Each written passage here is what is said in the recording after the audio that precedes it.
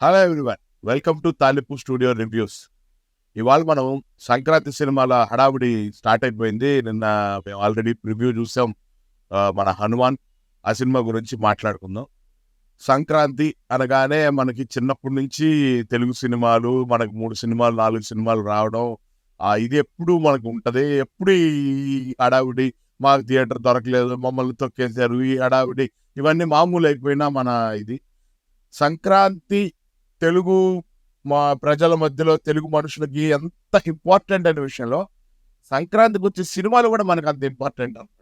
ఎందుకంటే east Godavari, west Godavari side అంటే వాళ్ళకి వేరే ఎంటర్టైన్మెంట్స్ ఉంటాయి. సంక్రాంతికి ఆ ఇంట్లో పూజలు అయిపోగానే కోడి పందాలు, వాళ్ళ ఎంజాయ్మెంట్ వేరే, అసలు వాళ్ళ లెవెల్ వేరే. ఆ సైడ్ కంటే కూడా అది కాకుండా రెస్ట్ ఆఫ్ ది ఆంధ్ర, ఇప్పుడు మనం కోస్తా ఆంధ్ర కానీ రాయలసీమ కానీ ఈ సైడ్ అంతా తెలంగాణ కానీ ఈ 2 స్టేట్స్లో సంక్రాంతికి ఎంటర్టైన్మెంట్ ఏంటంటే ఇంట్లో ఉదయాన్నే పూజ అయిపోయిందంటే పడేది సినిమా హాల్ మీదే. సినిమాలకు అంత విలువిస్తాం మనం సంక్రాంతికి. అలాంటి సంక్రాంతి కోసం ఎంతో పోరాడి నా సినిమా అని ఫైట్ చేసి ప్రశాంత్ వర్మ మన ముందుకు ఒక అద్భుతాన్ని తీసుకొచ్చాడండి. ఆ సినిమా పేరే హనుమాన్. నిజంగా హనుమాన్ అని టైటిల్ పెట్టాడు. తను ఏం చేస్తాడని నేను థియేటర్లోకి వెళ్ళి కూర్చున్నానండి. సినిమా స్టార్టింగ్ ఒక 15-20 నిమిషాలు నాకు అరే మంచి అవకాశాన్ని దారి తప్పాడే ప్రశాంత్. అంటే ప్రశాంత్ నాకు పర్సనల్గా తెలుసు, నా కొలీగ్ లాగా మేమిద్దరం కలిసి వర్క్ చేసాం ఒక సినిమాకి. ఏంటి ఇలా దారి తప్పి వెళ్తున్నాడు ఇతను అని అనిపించింది. కానీ ఒక 15 మినిట్స్ తర్వాత కథ కథలోకి మనల్ని తీసుకెళ్ళాడండి. అక్కడి నుంచి సినిమా అలా అలా అలా అలా అలా క్లైమాక్స్ 15 మినిట్స్ మెంటలు వచ్చేస్తండి. సరే, అన్ని ముందే చెప్పడం కంటే ముందు సినిమా కథ విషయానికి వద్దాం. అంజనాద్రి అని ఒక ఊరు. ఆ ఊర్లో ఒక చిన్న చిన్న దొంగతనాలు చేసుకునే హీరో, అతనికి ఒక అక్క. పాత సినిమా టెంప్లెట్ అండి. ఇదే కొంచెం ఇబ్బంది పెట్టిందని చెప్పాలి. ఇది జరుగుతున్న క్రమంలో సబ్ ప్లాట్, మెయిన్ ప్లాట్ హనుమంతుడు, ఆంజనేయ స్వామి, ఆయనకు సంబంధించిన చరిత్రలో నుంచి స్టార్టింగ్ కరెక్ట్గా ఏదైతే మన పురాణాల ప్రకారం చెప్పిన హనుమంతుడు కథలాగుందో అలాగా ఓపెన్ చేసి మధ్యలో డైరెక్టర్స్ లిబర్టీ తీసుకొని మనోడు ఒక పాయింట్ ఎక్స్ప్లోర్ చేశాడు. ఎక్స్ట్రాడినరీ రైటింగ్ అండి. ఆ విషయంలో మాత్రం ఎక్స్ట్రాడినరీ రైటింగ్. ఇదే ఈ సినిమా కథ. కథగా ఏమి ఉండదండి. ఆ కుర్రోడికి మన సూపర్ హీరో పవర్స్ వస్తాయి. ఈ హనుమంతుడి ద్వారా మన ఇతిహాసాలకు సంబంధించిన మనం ఎంతో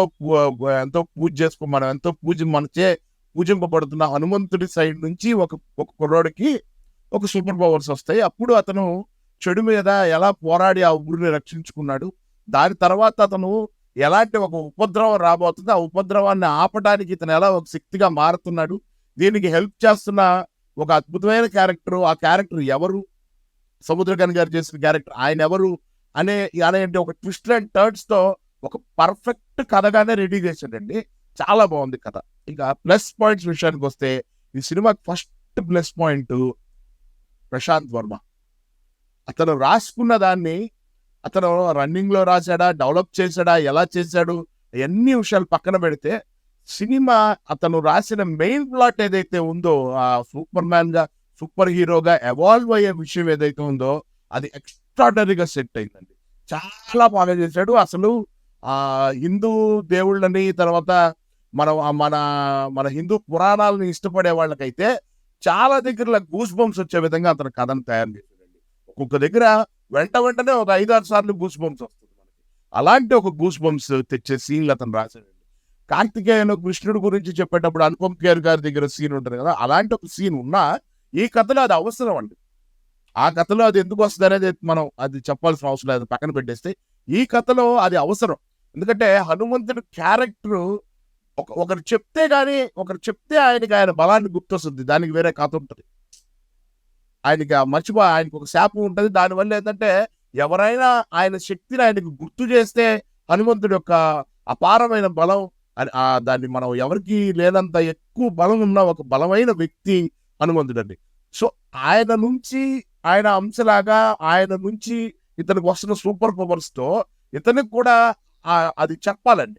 సో అది చెప్పాల్సినప్పుడు ఆంజనేయ స్వామి గురించి చెప్పే ఆ బిట్టు ఈ కథను మొత్తాన్ని మనల్ని వేరే లెవెల్కి తీసుకొచ్చి కూర్చోబెట్టిందని చెప్పాలండి. సో కథ అంత పెద్ద ప్లస్ పాయింట్. ప్రశాంత్ వర్మ చేసిన కథ ఈ సినిమాకి పెద్ద ప్లస్ పాయింట్ అండి. తర్వాత పర్ఫార్మెన్స్, నీట్ పర్ఫార్మెన్సెస్ ప్లస్ పాయింట్ల వరకే. ఎందుకంటే నా పర్సనల్ ఒపీనియన్ వరకు ఊర్లో ఉన్న క్యారెక్టర్స్ అన్నీ కూడా ఎందుకో నాకు అంతగా మరి ఇంకా కొంచెం బెటర్ సీన్స్ బెటర్గా చేసి ఉండొచ్చు అనిపించింది అనమాట. అదొకటి, అది కొంచెం అలా అనిపించింది. జస్ట్ ఉన్నారంతే, జస్ట్ యూస్డ్. తేజ సజ్జ బాగా చేశాడు, మిగతా వాళ్ళందరూ జస్ట్ ఉన్నారు సినిమాలో. అదొక్కటే జస్ట్ ఉన్నారనిపించేలాగా వాళ్ళు అలా సినిమాని. ఇలాంటి ఒక పెద్ద సినిమాలో ఆర్టిస్టులు ఎంత అవసరం అవుతారు, వాళ్ళు జస్ట్ ఉన్నారని జనాన్ని ఇబ్బంది పెట్టకుండా ప్లస్ పాయింట్ లాగే వెళ్ళిపోయారండి. అది సింగిల్ స్ట్రైట్, అదొక రెండో ప్లస్ పాయింట్. ఇవి రెండు మెయిన్ ప్లస్ పాయింట్స్. మూడో ప్లస్ పాయింట్ విజువల్ ఎఫెక్ట్స్. ఈ సినిమాకుండే బడ్జెట్కి, అతను రాసుకున్న సీన్లకి చాలా చాలా తక్కువ టైంలో అలాంటి ఒక అవుట్పుట్ తీసుకొచ్చి ఆ విఎఫ్ఎక్స్ అవుట్పుట్ మాత్రం ఎక్స్ట్రాడినరీ ఉందండి. మనల్ని ఒక వేరే ప్రపంచంలోకి తీసుకెళ్ళటానికి అంత తక్కువ బడ్జెట్లో. ఎందుకంటే ఇదే ఆడియన్ ఉదయాన్నే 6 గంటలకి, సాయంత్రం 3 గంటలకి, 4 గంటలకి నిలబడుకొని బాహుబలి లాంటి సినిమాని ఎక్స్పీరియన్స్ చేశారు. పిన్ టు పిన్ చెక్కుతాడు ఆయన. అలాంటి చూసిన ఆడియన్ కూడా ఇతని దగ్గర ఉండే బడ్జెట్తో అంతసేపు మనల్ని భలే ఉంది అనిపించే అలాంటి విజువల్ ఎఫెక్ట్స్తో ఆ అంజనాద్రిని క్రియేట్ చేసిన విధానం కానీ, హనుమంతుడిగా చేసిన గ్రాఫిక్స్ కానీ అవన్నీ ఎక్స్ట్రాడినరీగా ఉన్నాయండి. విఎఫ్ఎక్స్ ఈ సినిమాకి పెద్ద ప్లస్ అండి. ఈ 3 ప్లస్ పాయింట్స్ అయితే ఈ సినిమాకు ఉన్న ఒకే ఒక మైనస్ పాయింట్ ఏంటో చెప్పనా? మ్యూజిక్ అండి. ఎవరు ఏమన్నా ఈ సినిమాకు చాలా పేలవమైన మ్యూజిక్ అండి. సాంగ్స్ బాగాలేవు, రికార్డింగ్ బాగాలేదు. ఈయన ఇంటర్నేషనల్ స్టాండర్డ్స్లో సినిమా చేసి ఇంటర్నేషనల్ గ్లోబల్గా ఈ సినిమా రిలీజ్ చేద్దాం అనుకున్న ప్రశాంత్ వర్మ మ్యూజిక్ మాత్రం ఎందుకో చాలా పెద్ద మైనస్ చేశాడని నాకు అనిపించింది, నా పర్సనల్ ఫీల్. మిగతా నాతో థియేటర్లో సినిమా చూసిన వాళ్ళందరూ కూడా రికార్డింగ్ బాగా నచ్చింది అన్నారు.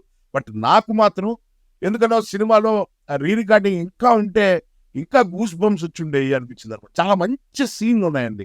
అసలు డివోషనల్ సీన్ల వరకు ఎక్స్ట్రాడినరీ ఫిలిం అని చెప్పాలండి.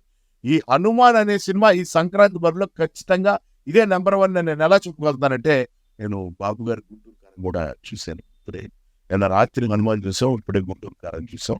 కాసేపు దాని సో ఖచ్చితంగా హనుమానే ఈ సంక్రాంతి బ్లాక్ బస్టర్ అని అయితే మనకు తెలుస్తుంది. So congratulations Prashanth Varma and Teja Sajja. మీ కష్టం ఫలించింది, మిమ్మల్ని నమ్మిన ప్రొడ్యూసర్ ఒక నమ్మకం ఫలించింది. ఈ సినిమా పెద్ద బ్లాక్ బస్టర్ అయితే ఎలాగైతే మన తెలుగు ఆడియన్స్కి అనిపించిందో, గ్లోబల్గా మీరు రిలీజ్ చేసే ప్రతి దగ్గర ఇది ఒక పెద్ద బ్లాక్ బస్టర్ అయ్యి ఈ సంక్రాంతి మీ లైఫ్లో మీరు గుర్తుపెట్టుకునే సంక్రాంతి అవ్వాలని, మన తెలుగు సినిమా మళ్ళీ గ్లోబల్గా ఒక్కసారి ఒక పెద్ద సౌండ్ చేస్తుందని నమ్ముతున్నాం. హనుమాన్, హెయిల్ హనుమాన్. హనుమాన్ ఎక్స్ట్రాడనరీగా ఉంది. తెలుగు సినిమా ఇలాంటి అద్భుతం తెలుగువాడు మాత్రమే చేయగలడు అనేలాంటి ఒక సినిమా. ఖచ్చితంగా హనుమాన్ని థియేటర్తో మీ పిల్లల్ని తీసుకెళ్లి ఫ్యామిలీ అంతా ఎంజాయ్ చేసి ఈ సంక్రాంతి సంబరాలు జరుపుకుంటారని మేమైతే అనుకుంటున్నాం. అందరికీ సంక్రాంతి శుభాకాంక్షలు తాలింపు స్టూడియో తరపున నుంచి. మరిన్ని వీడియోస్ కోసం, మరిన్ని రివ్యూస్ కోసం ఫాలో అవుతూనే ఉండండి. తాలింపు స్టూడియో సైనింగ్ ఆఫ్. కళా సందీప్.